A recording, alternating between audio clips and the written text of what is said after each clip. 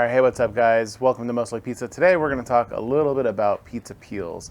Now, I may not be an expert on pizza peels, but I've definitely gone through my fair share of them and have a mixture of wooden and metal peels. And I'm going to talk to you a little bit about my journey with them and which ones I think are better for what use cases, and just generally the benefits of each and maybe some of the disadvantages of each. The real question is, which is better, a metal pizza peel or a wooden pizza peel?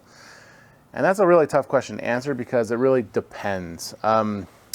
This is my first pizza peel I got, and it looks pretty good condition still. I was very diligent about keeping it clean. But my first pizza peel was wooden, and it did a really great job. When I was launching pizzas into the home oven for the first time, this was a really great resource for me to use. It's got a nice sharp lip. You can see it's kind of a little bit broken there. It still works just fine.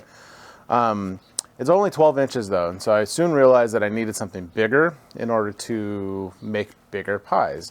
And so 12 inches just wasn't quite enough for me anymore. So I went from this guy over to the bigger one. This is 14 inches. This one's much more heavily used. You can see that I even have some burn marks on there from going into a hot oven, sometimes with this oven back here. But both of these peels, they did their work. But really, the benefits that you find with wood pizza peels are really the ability for the dough to not stick to the surface as much. When you are preparing a pizza, typically your dough, it's going to be a little bit moist feeling, but that moisture will transfer to the peel that you're using, whether that be the wooden peel or a metal peel. In a metal peel, what happens is that moisture has nowhere to go, so it gets kind of sticky. It makes the dough stick to the surface a little bit more, making it harder to launch into an oven. That's why you kind of see me or others, they'll put the pizza on the peel at the last minute, so that way it's a very smooth transition into the oven, because the longer it sits, the more that moisture will build up and the stickier it'll be. You can kind of solve for a lot of that by putting a lot of flour or cornmeal on there, but at the end of the day, that's only temporary of a solution, and you have to do that every single time for every single pizza. And at the end of the day, all of that gets transferred into the oven, which creates all of this extra stuff to cook off inside the oven and creates kind of a mess and a smell. So really, wooden pizza peels are better for the purposes of just launching a pizza into the oven. Now, that's where the benefits kind of end, because what happens is then when the pizza's in there, you need to get it out.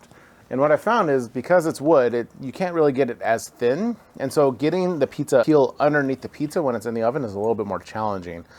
So I eventually moved to a metal pizza peel, something like this. Now, I knew when I got a metal pizza peel that I wanted something that was perforated. And what that means is I have this surface here that is uneven. So there's these little air pockets in here, and you can kind of see it better represented here where there's the indents on there.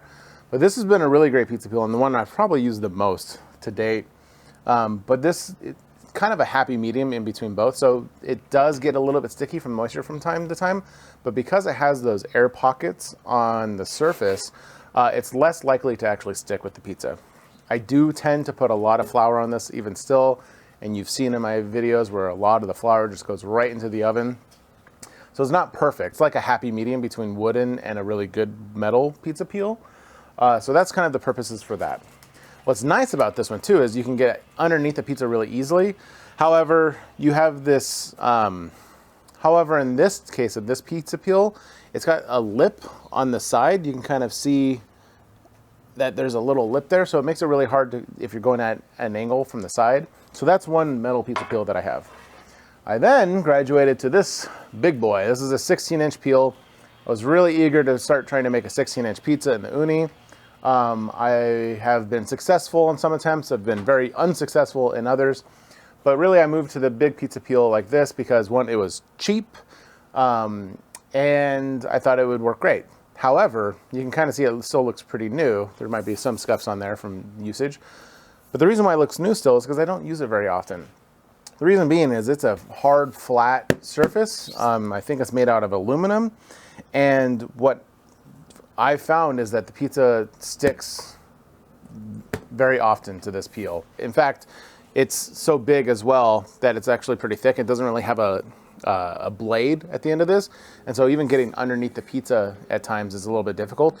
And it's floppy, so it doesn't have a lot of integrity in order to get underneath the pizza firmly. And I'll sometimes poke it up just a little bit as it's going in. And what that'll do is I'll flip the pizza on its side. You've probably seen a video of me doing that where I was very upset. So anyways, it's nice to have because it's nice to have a really big pizza peel, but I probably wouldn't buy one of these ever again because of the fact that it is just this smooth surface. And you have to be really fast about putting it from preparing the pizza onto this to then in the oven. Gus, did you decide to join me on my video? Excuse me. Thank you. Now I'm going to show you a couple of the specialty peels that I have. And the reason why they're special is because they have very specific use cases, or they're just kind of a very expensive alternative to what I already have shown you. So here's this one. It doesn't look like a pizza peel, but it is. It's got a little lip there. I don't know if you can tell on the camera, but it's got a lip there for scooping underneath pizzas. But this is a pizza peel that I use as a surface. So this, I think, is probably intended for bread, so long baguettes or something like that, or French loaves, and you shimmy that into the oven and pull out fast. I don't use it for launching or taking pizzas out of the oven at all. I use this primarily for a prep surface. You can kind of tell there's some scratches on it. I've used it to cut the pizza before. So for my big grandma style pizzas, it fits almost perfectly on this, and I'll be able to cut it in just nice squares with this. But this has been probably one of my favorites. It was kind of expensive. I think it was like 60 bucks, but it's been a really great surface to have instead of using maybe a traditional big cutting board or something like that. I've also got this one. This is the Uni turner. So what's nice about this is it makes it really easy to turn a pizza once it's already in the oven and it's already kind of blackened and stuff like that from use. But I use this to either unstick some elements of the pizza, or I get under the pizza really nicely and I can rotate it through. I'm not the greatest at that just yet, but I'm still working on it. But this is really great for that purpose because you can kind of tell it doesn't have the lip on the side, so it's really easy to get in at an angle and underneath. I have found that these little rivets have grabbed parts of the pizza before, and so that really sucks when that happens. So I try to only go about halfway to 3/4 of the way into this turner to be able to use that. So really handy tool to have, especially once you learn how to use it better. But I'm still getting the hang of it, but this is one of the specialty peels, I guess. I don't know if you can call it a pizza peel, but that's what it is. And last but absolutely not least, consider all the benefits of the wood and all of the benefits of the metal, and then you get something like this. And so, yeah, this is massive. It's huge. You can kind of tell. This is a pizza peel from a company called GI Metal.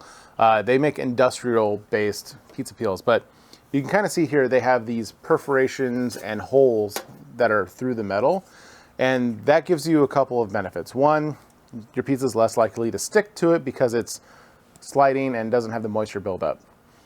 Two, you can use it to shake the pizza beforehand, before you put it in the oven, and all that flour and all that cornmeal falls out before it goes into the oven. So that way you can load this up with flour all you want, and as you throw it into the oven, you just give it a little shake beforehand, and then all of that flour, you have the benefit of it rolling essentially the pizza into the oven, but also not being in the oven and burning the pizza or burning with the pizza.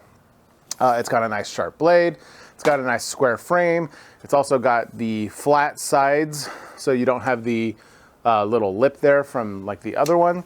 And this one has a nice long handle, so you can kind of maneuver the pizza a little bit better. The other thing is it's 16 inches in diameter and in depth, a 16-inch square. So it's big enough to hold the largest pizzas that you can make, really, in an uni. So I really love this. I wouldn't necessarily say to spend your money right away on something like this. This is quite expensive. You're looking north of $100 if you want to get a good pizza peel, at least in a 16-inch form.